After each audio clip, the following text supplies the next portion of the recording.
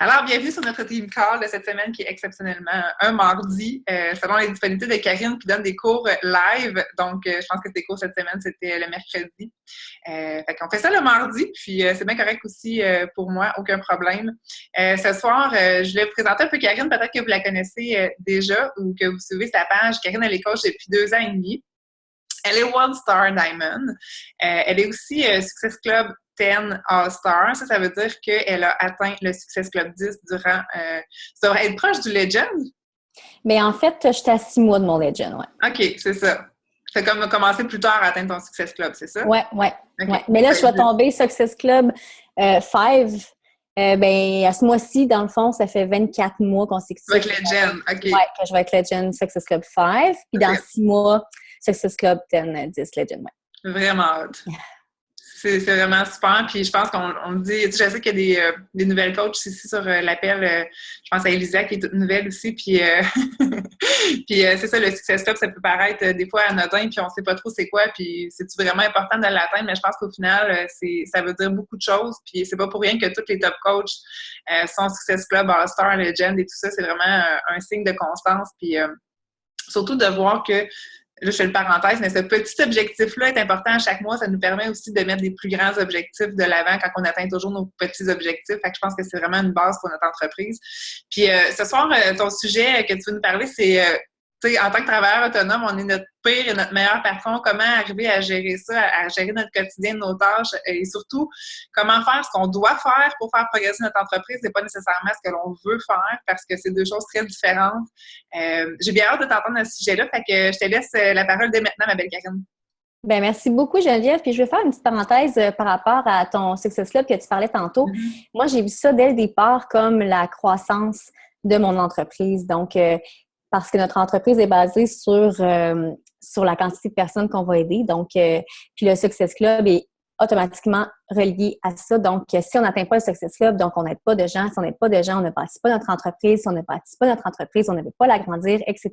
Donc, depuis le début, c'était vraiment pour moi une base vraiment, vraiment importante. Je voulais juste faire une petite parenthèse. Alors, oui, quand on s'est parlé, puis tu m'as demandé de venir vous faire un petit coucou dans ton équipe, tu sais, on essaie tout le temps de mijoter des sujets qui peuvent être vraiment pertinents puis qui peuvent... parfois, ça peut être des notions qu'on a déjà entendues, mais les entendre différemment, ça fait une différence. Les entendre de la bouche de quelqu'un d'autre, ça fait une différence. Puis des fois, il y a certains sujets qu'on n'a pas couverts ou qu'on les a couverts avec d'une autre façon, tout simplement. Donc, ce soir, je me disais, puis ça, c'est quelque chose que j'ai travaillé au cours des derniers mois avec mon équipe aussi, c'est de se dire... binouche par bout, là, on se pose un paquet de questions, puis se dire, OK, ma business, OK, on se remet en question beaucoup, pas au sujet de si j'ai pris la bonne décision, mais OK, qu'est-ce qu'il faut que je fasse pour la faire avancer? Puis je me suis rendu compte qu'effectivement, parfois, on fait des tâches qu'on veut bien faire, mais pas nécessairement les tâches qu'on doit vraiment, vraiment faire. Donc, je vous ai préparé une petite présentation. Ça ne sera pas très long. J'espère que vous trouverez ça pertinent. Alors, je vais vous partager mon écran.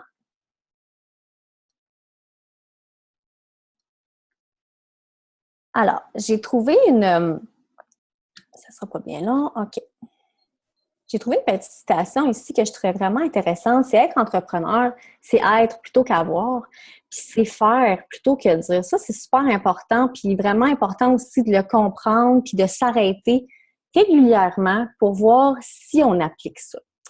Alors, ce soir, je vais parler de l'importance de faire ce que l'on doit et non ce que l'on veut nécessairement, et comment devenir le patron le plus exigeant envers soi-même, donc le meilleur, mais aussi parfois le pire des patrons. On veut toujours rester dans le positif, mais des fois, il y a des patrons qui nous en demandent plus, ou en tout cas, qui vont nous aider à faire avancer. Puis, on ne veut pas nécessairement l'avoir, ce patron-là, mais des fois, on n'a pas le choix de le devenir pour soi-même.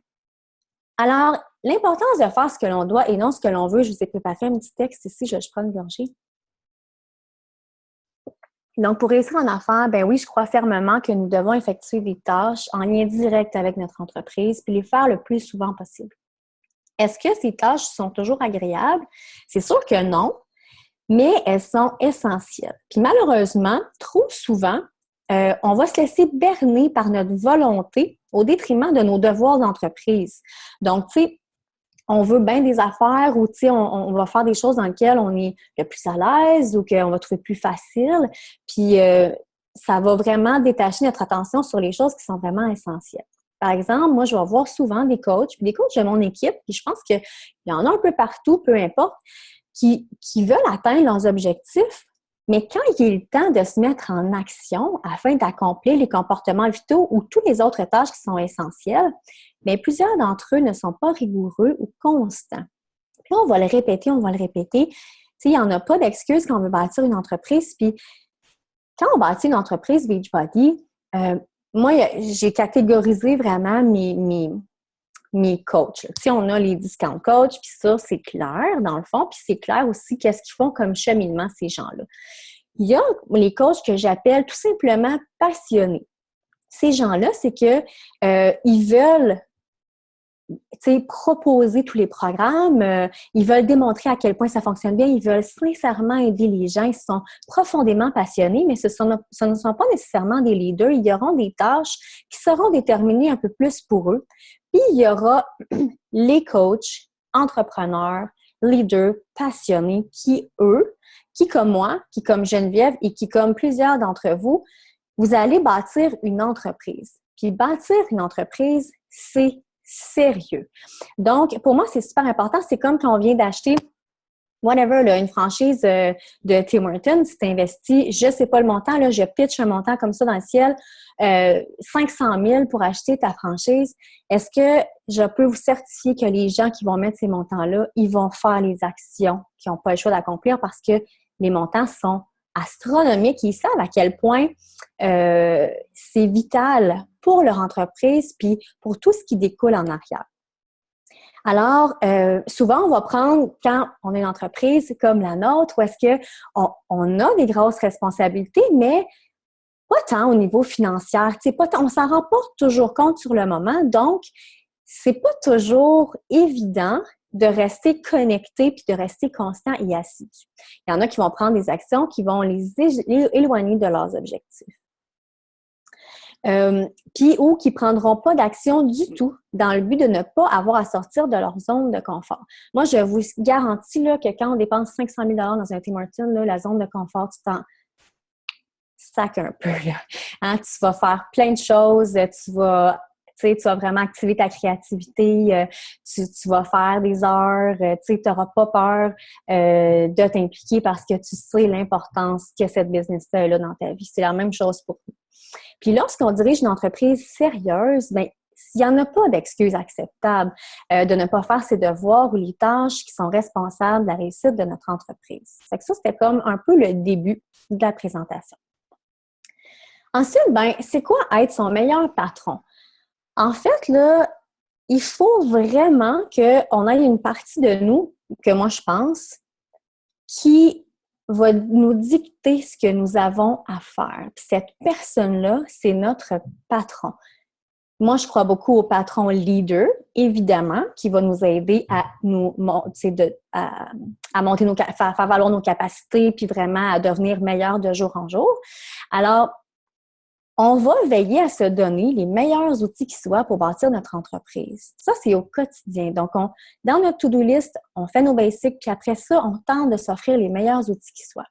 Se fournir aussi une rétroaction continue, positive et constructive. Donc, de prendre le temps de s'arrêter une fois de temps en temps, puis que cette partie-là de nous, elle évalue notre travail, puis elle évalue si c'est un travail qui vaut son pesant d'or, s'il y a des choses à modifier, à ajuster, puis à être prêt à les faire. Aussi, avoir toujours des occasions de croissance personnelle et de professionnelle. On le sait, le développement personnel, ça fait partie du cœur de la business. Donc, de ne jamais se coucher le soir sans avoir fait son développement personnel. Donc, c'est cette petite voix-là du patron qui doit l'exiger. Aussi, se témoigner volontairement de la reconnaissance. On en reçoit beaucoup de l'extérieur, mais cette petite voix-là, souvent, on va laisser place à de l'insatisfaction ou à plus se faire taper sur la tête que de s'encourager personnellement. Moi, là, des fois, je vais me fixer je me fixe des objectifs régulièrement, mais je vais me dire, OK, là, ce mois-ci, je vais atteindre ça, ça, ça, ça. Si je l'atteins, hey, là, j'ai vraiment le goût de me payer un kit d'entraînement ou j'ai vraiment le goût de me payer un livre de développement personnel ou j'ai vraiment le goût de me payer un petit moment ou un petit souper ou whatever ou de me gâter. Donc, ça, je me permets de le faire, de me récompenser. Je pense que c'est vraiment important que nous-mêmes, on puisse le faire. Après ça, de se plier aux règles de notre entreprise. Alors, moi, là, j'ai des règles dans mon entreprise personnelle. On en a avec Beachbody, là, en tant que coach. Mais moi, là, j'en ai au niveau de mes règles d'entreprise professionnelles, personnelles, que je me suis fixée. Tu sais, le nombre d'heures que je vais faire par jour, qu'est-ce qui est important pour ma business, toutes sortes de petites règles que je dois respecter et je me dois, ce petit patron-là, il m'oblige à les respecter au quotidien. Aussi, avoir confiance en soi et en ses capacités. Donc ça, c'est en tout temps. Fait que cette petite voie-là, elle doit toujours prendre le dessus puis avoir confiance en soi. Puis c'est ce qui nous fait sortir de notre zone de confort parce qu'on sait que peu importe ce qui va arriver, ça va être correct. Tu sais, si on se plante, ben écoute, on sera planté, puis on va se relever, puis on va faire d'autres choses, on va faire d'autres tests. Donc, toujours avoir confiance. Aussi, ça sera pas long. Geneviève, est-ce que tu peux me confirmer que tu m'entends bien? Geneviève? Moi, je parlais, puis mon micro était fermé. Okay. OK, super, parfait. On a toujours l'impression de parler un petit peu de ça. Là. Je vois comme personne que j'ai partagé l'écran. Donc, aussi d'être organisé, donc de veiller à être super bien organisé. Quand on est son meilleur patron, on veille toujours à ce qu'on ait une organisation hors pair. Donc, ça, c'est... Tu sais, moi, là, je fais mon coaching à temps partiel depuis 2 ans et demi. Je vais le faire à temps plein à partir du 18 août prochain, ma garderie en milieu familial ferme. Fait que c'était pas un choix dès le départ, là. J'ai pas eu le choix de m'organiser rapidement puis d'être vraiment rigoureuse sur l'organisation. Puis je pense que c'est ce qui peut vraiment donner un tremplin à votre entreprise. L'important, c'est pas de faire 8 heures par jour de coaching. L'important, c'est de faire le nombre d'heures que vous pouvez par jour, mais de le faire à tous les jours. Puis c'est avec l'organisation puis la planification que vraiment vous allez y arriver. Aussi, là, c'est d'être exemplaire. Donc, un patron, là, c'est supposé être exemplaire. C'est supposé montrer l'exemple. Donc, de se montrer l'exemple qu'on peut faire les choses de façon rigoureuse, de façon intègre, qu'on est motivé et passionné. Veux pas, c'est un travail sur soi qui est super important puis qui nous permet vraiment d'avoir un focus plus grand, une concentration plus grande. Alors, je pense que c'est très important. Aussi, de se fixer en tant que patron des objectifs qui sont clairs et précis. Parce que souvent, on va se dire, tu sais, je veux atteindre le rang de Diamond. Je veux atteindre le rang de One Star. Ouais. Mais c'est quoi que tu dois faire précisément? C'est quoi les petites actions ou les petits objectifs que tu dois faire en attendant d'arriver là? Fait qu'on la voit toute, la big picture, là. Tout le monde, vous êtes tous des diamonds, là. Tu sais, tous ceux qui sont des coachs passionnés, entrepreneurs, leaders, là, vous êtes tous des diamonds, dans le fond. C'est juste que les petites tâches à faire chaque jour ne sont pas encore suffisamment cumulées pour avoir le titre de diamond, mais vous l'êtes de toute façon. Donc, c'est super important d'avoir des objectifs qui sont clairs et précis au quotidien. Aussi, ben ça, c'est bien cute, là. Apprendre à déléguer certaines tâches. Fait que quand on est patron, on a plein de tâches. Puis il y a des tâches qu'on aime plus ou moins. Dans notre business, au début, on ne peut pas vraiment déléguer des trucs parce que ça nous concerne vraiment. C'est comme nous, la business. Donc, mais on peut déléguer des affaires là, dans la maison. J'ai hâte de t'entendre là-dessus, Karine. Qu'est-ce que tu délègues à ton chum? Ben, tu sais, vaisselle, lavage, le bain des enfants, tu sais, pas tout le temps, parce qu'il y a des affaires que je suis à la maison, je peux faire, mais tu sais, dans l'organisation et la planification, de déléguer, ça fait partie des tâches d'un patron. Alors, je souhaite sincèrement de le faire. Mais là, tu délègues pas à tes employés, tu délègues à ton chum. Oui, exactement, parce qu'en fait, j'en ai pas d'employés, tu sais, fait que c'est ça la beauté. Mais tu sais, on peut déléguer aussi à certains membres de notre équipe. Ça aussi, ça fait partie de la façon de déléguer parce que des fois, quand on commence à être un peu plus leader, bien, on a un peu plus de tâches, puis il y a des leaders qui prennent de l'expérience puis qui sont capables de bâtir certains documents ou d'échanger certaines choses ou de planifier, d'organiser des team calls ou whatever. Fait que de déléguer, c'est vraiment, je pense, une tâche de patron qui est très importante. Il y a Frédéric qui disait déléguer des tâches comme à des VA. VA, c'est quoi? Si vous me permettez, des VA, c'est des Virtual Assistants. Ah oui, ouais. Dans le domaine qu'on est, je crois qu'on peut déléguer des tâches. Je suis tellement pas rendue là, moi, my God. Par exemple, quand je regarde Émilie qui prend des heures et des heures à faire ses vidéos et tout ça, elle pourrait juste se prendre la vidéo, puis après ça, l'envoyer, le mettre dans un Dropbox et ton VA pourrait le mettre ensemble pour toi. Ouais. Mais ça, il faut être big en temps, tu sais, là. Non, mais ça coûte à peu près, je te dirais, 3 à 8 de l'heure. OK. Tu le fais avec des VA qui sont en Asie, de préférence. Et comme je te dis, c'est à peu près entre 3 et 8 de l'heure à peu près. OK. Ben, des fois, c'est des solutions qui peuvent être intéressantes quand on est rendu là. C'est certain que moi, je suis rendue à déléguer mes tâches ménagères, mais il y en a que ça peut être d'autres choses. Mais lisez le livre, justement, Virtual Assistant de Chris Ducker. Très intéressant versus des VA. Élisa, tu dis que tu fais ça, toi? Tu es une assistante virtuelle? En fait, j'ai une entreprise qui fait de la révision linguistique, du travail administratif. Donc, c'est ce que je fais depuis maintenant 6 ans. Je fais ça depuis longtemps. OK. Mais tu le fais pas pour des coachs? Pas pour des coachs, je ne connaissais pas Beachbody avant, mais pour des entrepreneurs, je fais ça souvent. Pour des particuliers, même aussi, il y a des particuliers qui ont des projets et qui ont besoin d'aide à ce niveau-là. Donc ça, je fais ça depuis longtemps. J'ai des partenaires, mais je n'ai pas nécessairement d'employés. Donc, je connais un peu et on se fait déléguer des tâches souvent. On ne comprend pas toujours, mais... Non, c'est ça. Mais c'est sûr que si on a de la traduction à faire en tant que coach, qu'on a de la correction, des fois, ça peut être intéressant de demander à des amis ou, tu sais, peut-être ça, ce système-là que moi, je connais pas, je sais pas si ça peut valoir la peine, mais c'est sûr qu'au début, on veut que ce soit simple. Tu sais, tout ce qu'on fait, on le fait de façon simple puis on veut on veut pas se casser la tête, mais c'est des solutions qui peuvent effectivement à long terme peut-être nous faire du bien dans la business. Absolument. Ma spécialité, personnellement, c'est de la correction et de la traduction. Mais il y a des gens, justement, qui travaillent avec moi. Comme j'ai dit, j'ai pas d'employés, mais j'ai de l'aide. J'ai des partenaires qui sont aussi travailleurs autonomes. Il y en a qui se spécialisent plus au niveau administratif. Moi, c'est au niveau de l'écriture, c'est au niveau linguistique. Donc, c'est sûr qu'on est là pour simplifier le travail, mais là, justement, je me mets de l'autre côté de la table. Je me mets du côté des coachs. Donc, c'est intéressant de faire le parallèle entre les deux. Non, c'est certain. Puis, tu sais, nous, on se rappelle que c'est une business qui est vraiment user-friendly, dans le fond, puis, tu sais, qui est vraiment simple, que, tu sais, tout le monde peut faire ça à la maison. Donc, on veut garder ça simple le plus possible, mais on ne sait pas jusqu'où ça peut nous amener, là. Puis quand tu es 3 fois 15 Star Diamond, peut-être qu'à un moment donné, il y a des affaires qu'il faut qu'ils se passent. T'sais. Moi, je suis 1 star. Fait que...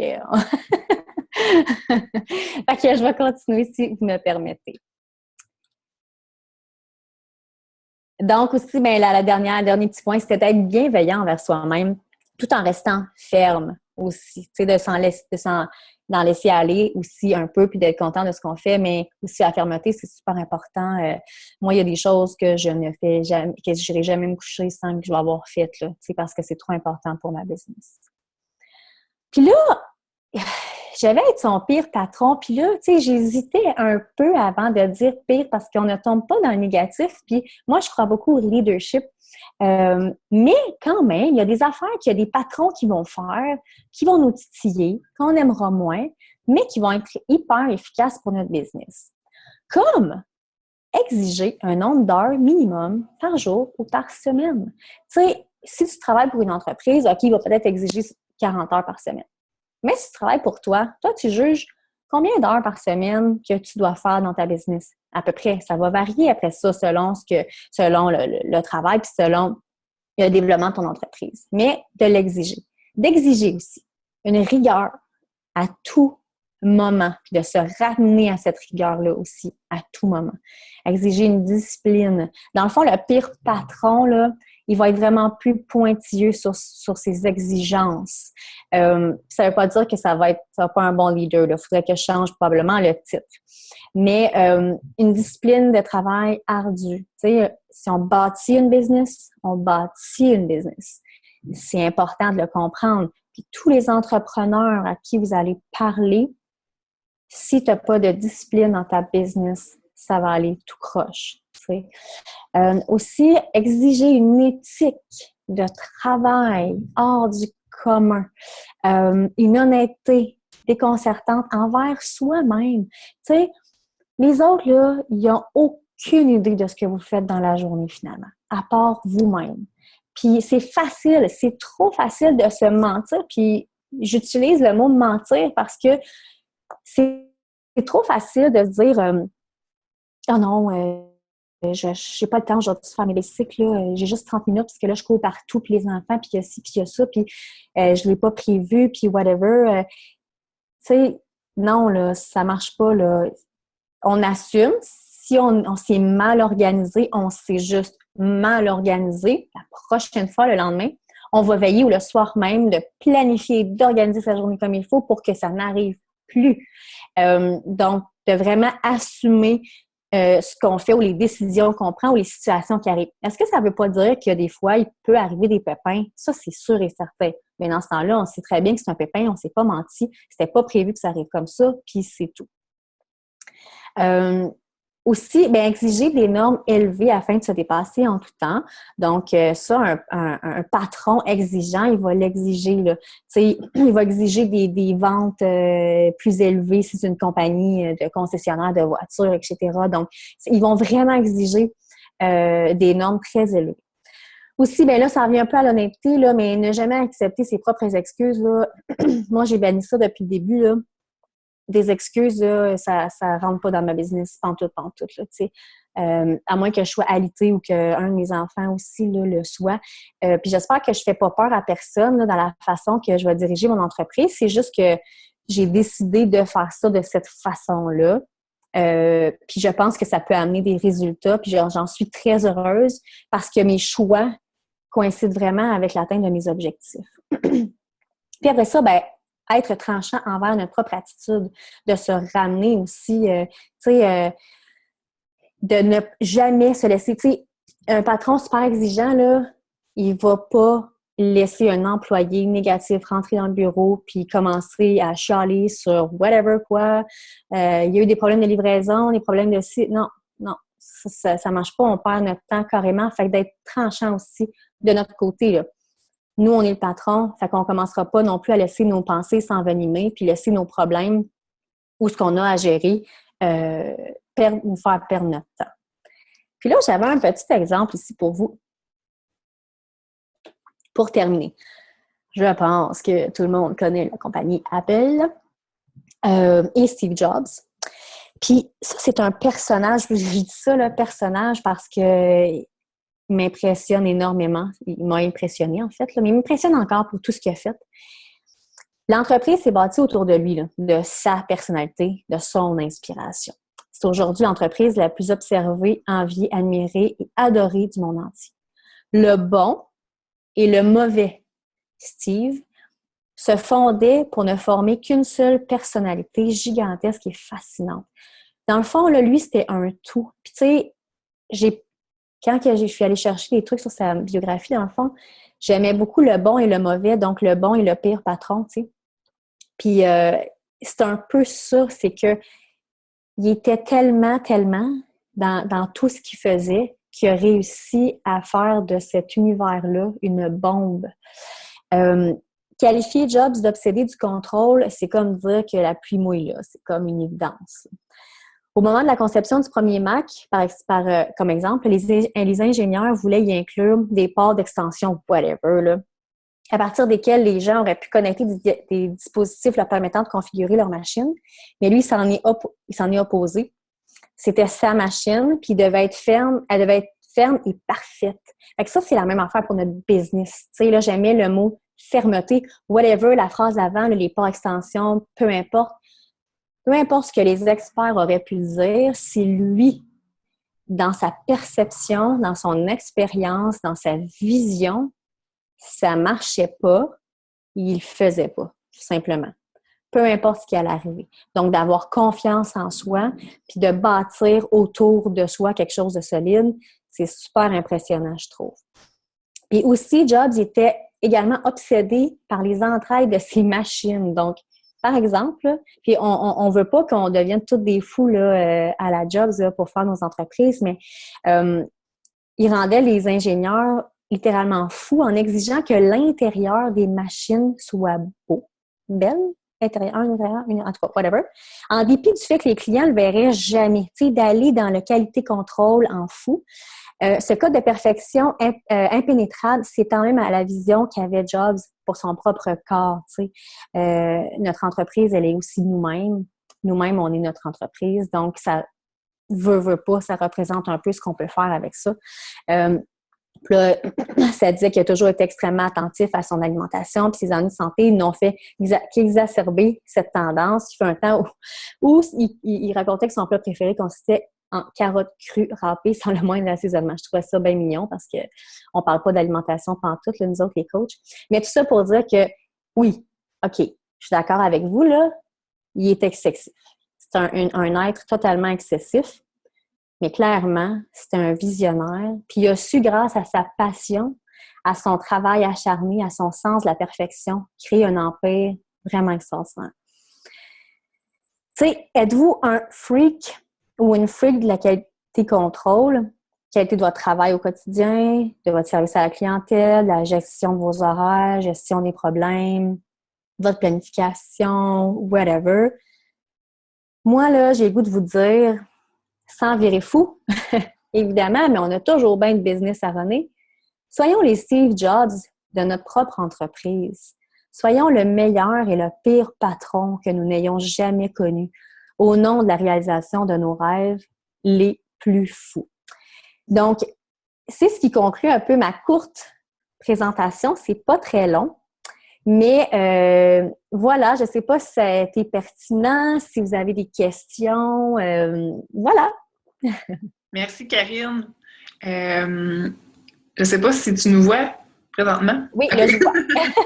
C'est revenu. Écoute, je me suis reconnue dans plusieurs points de ta présentation, puis je pense que c'est le cas pour tout le monde, dans le sens qu'on n'est jamais parfait, mais on vise toujours à s'améliorer. Puis je me rends compte que je pense que je suis exigeante envers moi-même, mais que je dois me ramener aussi, tu sais, comme déjà, exemple, OK, un exemple.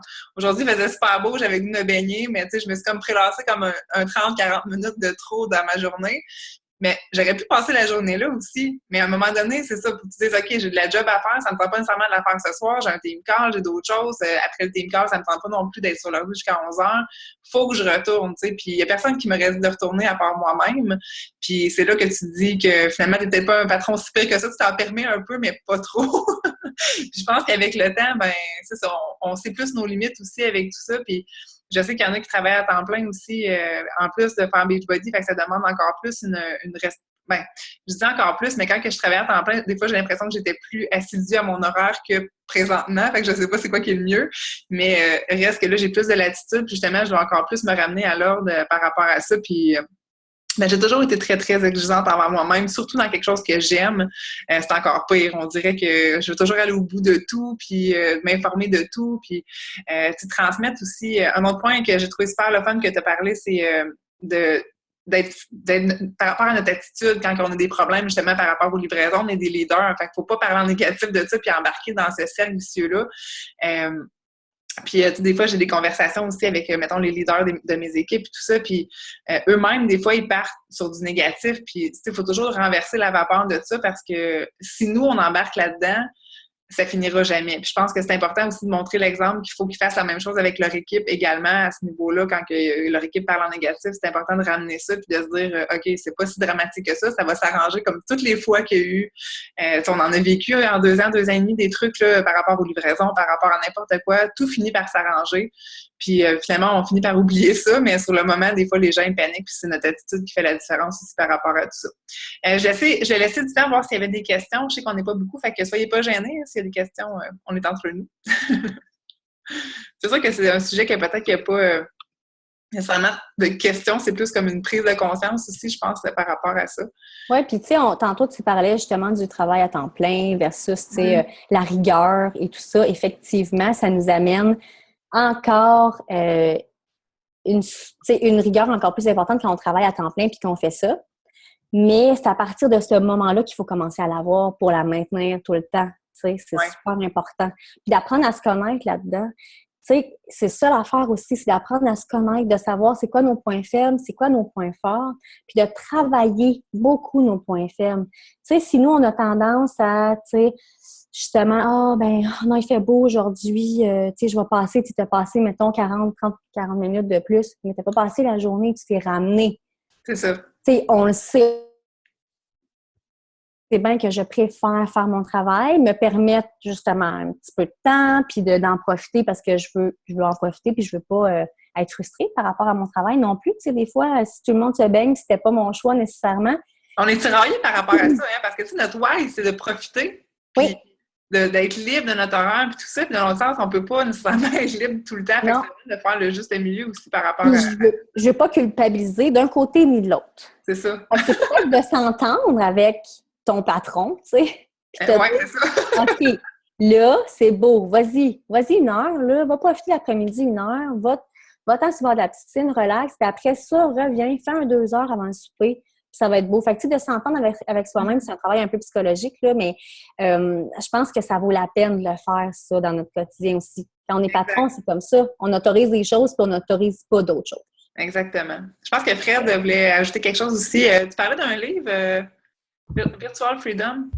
Oui, bien ça, c'est par rapport à ce que je vous parlais tantôt, là, les Virtual Assistants. OK. Mais je voulais rajouter par rapport à ce que, justement, Karine mentionnait au début. Elle disait de ses tâches primordiales. Donc, de focuser sur ses tâches primordiales. C'est drôle, je lisais ce matin avec Darren Hardy, avec son livre The Roller Coaster Entrepreneur. Il dit, quand j'ai commencé à focuser sur mes tâches primordiales seulement, je faisais des 9 à 9. J'étais occupé pendant ces 12 heures de temps-là, mais je tournais en rond. Je ne faisais pas mes tâches primordiales.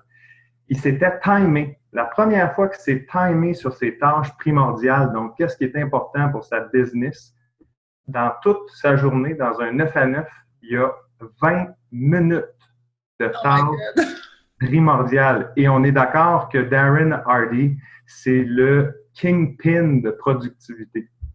Dans ses 4 ans de real estate, et quand il était en real estate, il vendait des affaires comme des 300 puis 400 000 de salaire là, quand il était en real estate, tout ça. Il était vraiment une machine. Il disait que le max qu'il a frappé, c'est 4 heures de tâches primordiales dans une journée. C'est que si vous êtes capable de faire 4 heures de tâches primordiales dans une journée, vous êtes un Darren Hardy de ce monde. C'est hot. C'est dur parce qu'on est sur Facebook, puis la distraction est tellement facile. Là, puis je pense que ça ne nous aide pas non plus, mais on travaille sur Internet, puis je pense qu'on se fait tout prendre à fouiller pour rien. Là. Mais c'est complètement fou. C'est fou. Je m'attends pour le fun. C'est là que je vous parlais de Virtual Assistant. C'est quoi nos tâches primordiales? C'est connecter avec les gens, c'est donner du service à la clientèle. C'est nos tâches primordiales. Après ça, tu sais, d'être sur le monde social, il y a beaucoup de choses qu'on peut déléguer et qu'on peut trouver versus Virtual Assistant, versus engager quelqu'un juste comme ça qui va faire ces petites tâches-là que vous n'avez pas besoin vraiment d'être là et qui ne fait pas une si grosse différence que ça dans votre business. Payer quelqu'un 1 heure versus vous pouvez prendre cette heure-là pour produire plus. C'est un petit peu l'idée versus les Virtual Assistants ou versus focuser seulement sur ses tâches primordiales. C'est clair. Tu sais, surtout une machine comme toi, Geneviève, par exemple. Tu sais, avec 1 heure.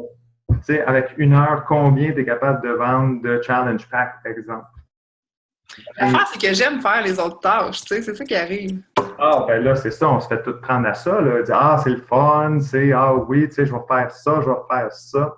Tu sais, il y en a beaucoup qui font faire, mettons, leur tableau de reconnaissance ou leur truc comme ça, mais j'aime ça, faire ça. J'aime ça, écrire mes textes. J'aime ça. Faire le tableau en tant que tel, je pourrais m'adapter, même si j'aime pas les couleurs et ces affaires-là. Là. On peut Mais tes textes, non, tes textes, ça, c'est toi. Ça, c'est sûr. ça. Tu peux pas, ça, tu peux Mais pas. moi, ce qui est long, c'est ça, c'est écrire les textes, tu sais, parce que c'est ça, c'est lent. Mais trouver qu'est-ce que tu peux déléguer, puis déléguer ça, c'est une tâche primordiale. Mais de toute Je façon, demandais à mon job. c'est une question de priorité aussi dans nos tâches quotidiennes. Tu sais, un coup qu'on a fait les tâches prioritaires, puis après ça, on peut s'amuser, là. Oui, c'est ça. Puis on se fait des petites tâches amusantes comme récompense, tu sais, après que c'est fait. Dans du shopping en ligne. Ah, t'as ça dans tes tâches quotidiennes, toi? C'est bon? Chanceux. Je passe des cadeaux à mes coachs qui viennent au samedi. Magasiner en ligne, c'est sur ma liste. Ça, c'est vrai que c'est cool. Magasiner ma robe pour le samedi. C'est Ça dans les aussi, tâches c'est de cool. coach. Ben, merci, Karine. Je ne sais pas s'il y avait d'autres interventions. Je ne vais pas vous retenir trop longtemps non plus.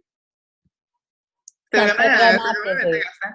Ah, ça me fait plaisir de t'avoir reçu, Karine, vraiment. C'était un super sujet, puis c'est la première fois, je pense, que tu le présentais aussi, ça se peut-tu? Première fois, même ouais. Fait que tu sais, c'est ça, c'est le fun, c'est un sujet nouveau, puis c'était vraiment intéressant, puis je pense que ça nous remet en considération de ce qu'on doit accomplir vraiment au quotidien, puis je pense que c'est une bonne idée, Fred, que tu as eu, que je me time sur mes choses, ça serait très pertinent, puis je suis curieuse de voir comment que je vais m'améliorer avec le temps. On va peut-être se mettre un timer, là, c'est fait. Ouais, c'est ça. Hey, bonne soirée tout le monde. Merci d'avoir été là. Je vais mettre l'enregistrement sur le groupe demain. Bye. Merci tout le monde. Bye.